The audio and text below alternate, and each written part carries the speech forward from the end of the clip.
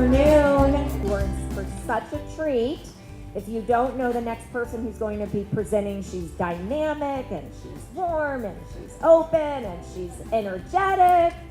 And the title of the session is Healthy Mind, Healthy Home, Healthy Decluttering. Doesn't that sound awesome? Explore how to approach your home with a new spirit and confidence.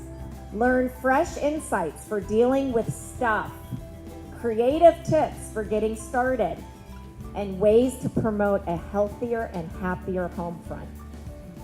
Without any further ado, the last but certainly not least, Nancy Hobson from the Friendship Center. Thank you, Shana. I am very happy to be here. And let's give a shout out to the age-friendly staff who put this on today. And I really want to thank all of you for sticking around, because you know what's happening at 3:30? There's some big-time football on.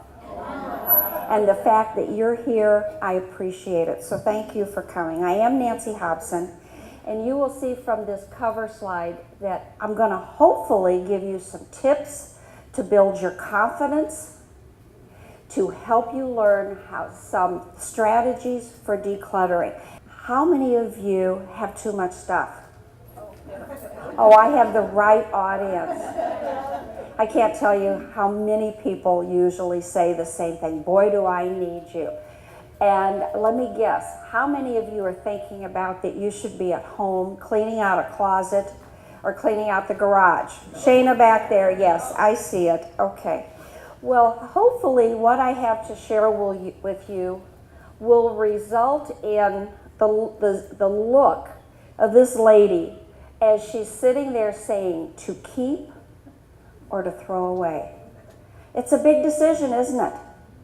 So we want to have you leave happy and feeling healthier, that if you can practice the art of decluttering, I guarantee you, you will have a healthier mind, because you know why?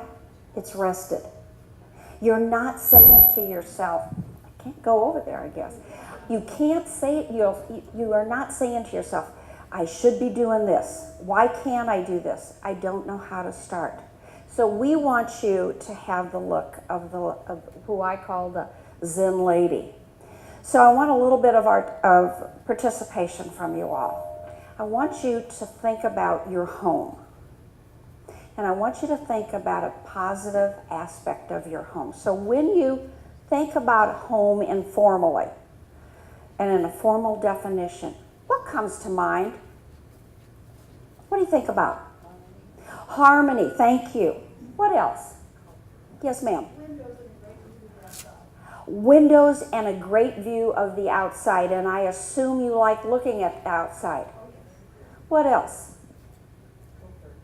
Comfort. These are just 3 definitions, but you can even see by how you say it, it brings a calmness to your mind. And so I went to dictionary.com and I found some definitions. And I picked 2. Home is the place where one's domestic affections are centered. Note those positive words. Another definition. Home is any place of residence or refuge, a heavenly home. I like that. Those are the attributes of what you want in a home. But not everybody has that same feeling about a home. If you feel that the clutter is maintained, if it's managed, home is your friend. If you have too much clutter, you may feel that it's your adversary. What am I going to do? How am I going to do it? I don't think I'll start. So with that, let's talk about some stuff. And let's talk about how much is too much. The answer is, it's a matter of degrees, and it's in the eyes of the beholder. Now, is there anyone who will admit that maybe they've thought themselves not to be a collector but a hoarder? I see a hand raised, but I'm not going to point it out. There is a big difference, truly. One is abnormal, meaning hoarding, and one is normal, meaning being a collector. Let me say a few words about being a hoarder. Being a hoarder means that you have a mental health condition. It's somehow linked to obsessive compulsive behavior, and that person has no control over his or her behavior. I don't know if you've ever seen Oprah do a spot on hoarding, but the person they showed who was a hoarder could barely get to her bed because the entire room, from floor to ceiling, was full of stuff. The hoarder has no boundaries. The hoarder has no memories associated with what he or she is collecting. The home is unsafe. Fire hazard, trip hazard, and typically the family relationships are dysfunctional. Well, you know why? How are we going to stop Mom from doing this? Mom, please stop. They cannot stop. They are in treatment, and 2 to 5% of the individuals in the United States are considered hoarders. That's not what all of you are about, okay? You're collectors. And if you are a person who collects, then you're in a much different space. That is the person who collects something for the memories, the baseball cards. Do we have any collectors here of any? Yes, sir. What do you collect? Mechanical music boxes. I bet they're beautiful. I love to hear the sounds. Yes, sir. My husband. Briefcases. I like the music boxes myself. What else? Anybody else? Yes, sir. Old tools. Okay. Those are very popular. I know about those. Collections have memories. I see the smiles on your faces. They have boundaries. Rooms can stay rooms.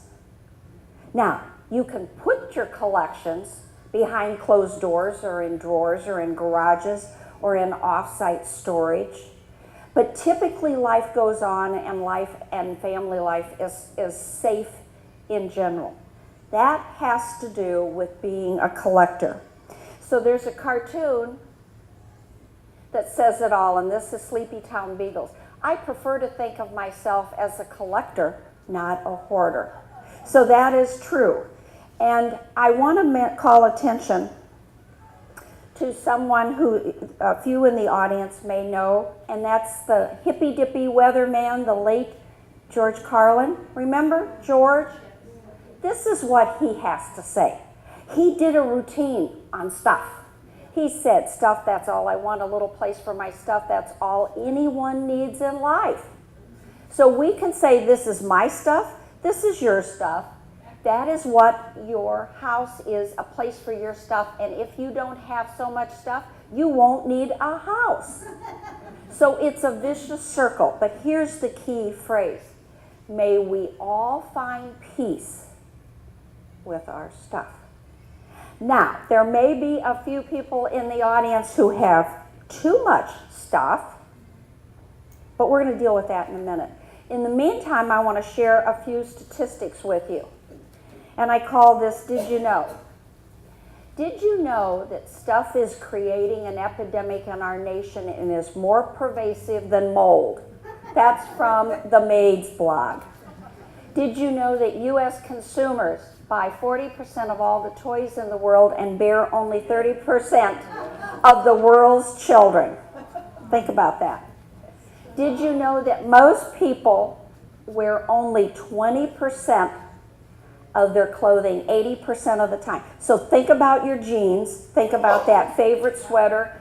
Men, think about that, well, if you lived up north, your flannel shirts. But those are astounding to me statistics. And did you know that the average woman in 1930 had 26 pieces of clothing? Today that number jumps to 120 pieces. You note I didn't give you any statistics on shoes. The ladies know what I'm talking about for sure. 25% of all two-car garages are not used for cars. They are used for stuff. And I live in a cul-de-sac, and when the garages are open and I walk around, I can tell you, including my own home, we have a two-car garage, Harry, and we do not put a car typically in the garage. And the average person gets 15,000 pieces of junk mail in his lifetime. Think about what goes in 1 year. It used to feel like that, but yes, 15,000. And then I want to share with you my favorite slide. And I love this slide because I want to give thanks to my husband who helped me with the graphics. And due to him, we have this slide that says, IKEA reports that in a recent survey, 31% of the respondents experience a higher degree of satisfaction from cleaning out a closet than the degree of satisfaction they get from a romantic night on the town. So instead of this large square, we have this one. Well, they must have taken it away from me. But I had a smaller square. So instead of romance being large, it's kind of put to the background because of the fact that we are worried about our stuff and we want that satisfaction. So I want to now talk about the whole process and the project of decluttering. And I want to talk about the process first. And I call this the 3 Ps. And I coined this phrase because in my work at the Friendship Center, I talk to clients about decluttering. I also talk about mind and brain health. And it's real important that you talk about the project before you do it. Now, if you're talking about a drawer, that's one thing. But I talked to a few people in the audience before I started, and I think we have more than drawers to talk about. And if you are talking about really getting serious about decluttering, I want you to think about the people, the program, and the possibilities. And I mean by that, I want you to think about the people, who's in the house. I talked to a couple a few minutes ago, and she said, well, my husband does this. And the husband says, well, my wife does this. You gotta talk about who lives in the house. And if you live in your home by yourself, you have to have the talk with yourself. What am I gonna do? How am I gonna do it? What am I willing to give up? What am I not? And if there's family, which often that there is either there or up north or 2 states away who say, but Mom, you can't get rid of this, this, and this. So you have to talk about who lives there. You have to know how they view their stuff and yours. My husband has lots of briefcases. I have lots of shoes. I have lots of something and he has lots of something. What are we going to do if we're talking about downsizing or decluttering? And before you get involved in that project, you want to make sure you're both in agreement. And that may involve walking and talking, negotiating and compromising. But hopefully you'll all say, let's do it. Then you have to know about the program. How do you use your house? How do you think you may use your house? What if children call and say they're coming back? I know. Mm-hmm.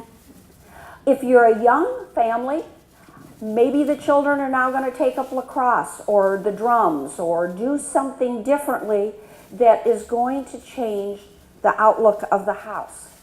And you also need to know how much space is needed to reorient stuff. If you want to envision the use now, you want to envision the use later. And that space may enlarge or may contract accordingly.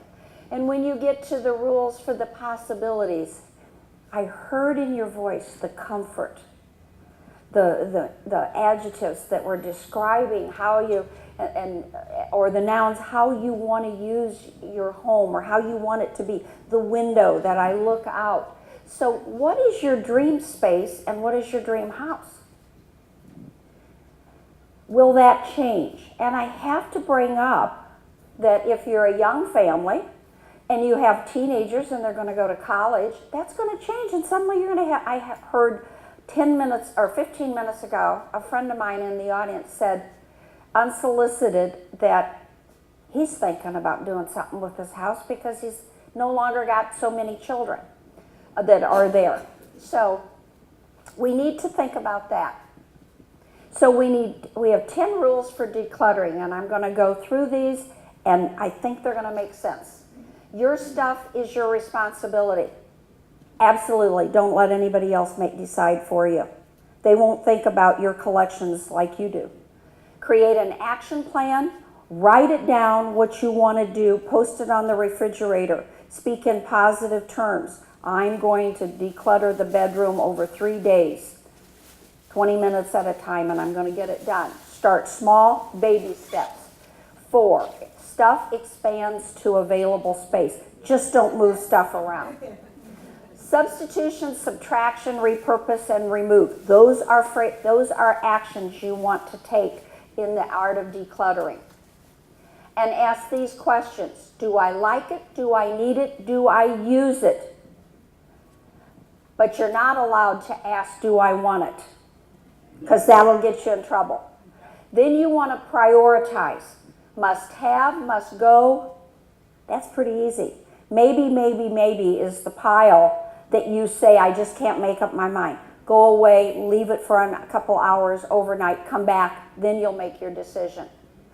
Ask for help. Don't do this on your own.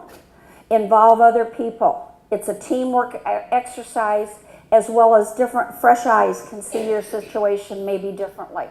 Celebrate. I'm great on celebration. Celebrate when you reach a milestone in your decluttering, whatever that goal is. And last but not least, it was mentioned at the last seminar, promote a lifestyle of simplicity. If you declutter, if you get into that habit, if you like that way of that it feels to lead a simpler life, then like Albert Einstein, he had this to say about the notion of simplicity. There are 3 rules to follow. Out of clutter, find simplicity. From discord, find harmony. And the middle lies opportunity. Ladies and gentlemen, this is your opportunity to think about your home in a new way, to be active, to be energized by the opportunity, to go home, simplify your life, declutter, be proud of yourself, and say, I did it. Thank you.